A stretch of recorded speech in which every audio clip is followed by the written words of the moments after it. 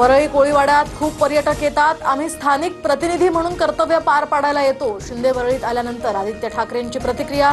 तर कोळी बांधवांनी मला देखील उत्सवासाठी निमंत्रित केलं, शिंदेंचं भाष्य। पडळकरांचा कार्यकर्ता शरणू हांडेचं रोहित पवारांच्या कार्यकर्त्यांकडून अपहरण। जुन्या मारहाणीच्या रागातनं अमित सुरवसेकडून शरणू हांडेचं अपहरण। आरोपींना 4 दिवसांची पोलीस कोठडी। अपहरणानंतर रोहित पवारांनी व्हिडिओ कॉल केला। मारहाणी संदर्भात कार्यकर्ता अमित सुरवसेची माफी मागायला सांगितली। नकार दिल्यानंतर याला बघून घ्या असंही रोहित पवार म्हणाले। पडळकर समर्थक शरणू हांडेंचा मोठा आरोप।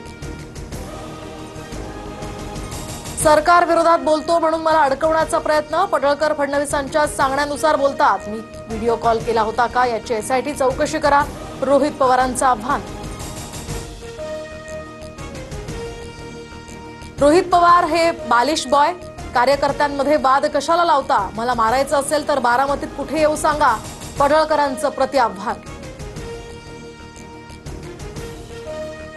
जळगावच्या जामनेरमध्ये एकनाथ खडसेंविरोधात भाजप आक्रमक। खडसेंचा प्रतिकात्मक पुतळा जाळत अंत्ययात्रा, जोरदार घोषणाबाजी। सध्या सुरू असलेल्या प्रकरणावरून मला वेदना होत आहेत। जळगावातील राजकारण थांबलं पाहिजे।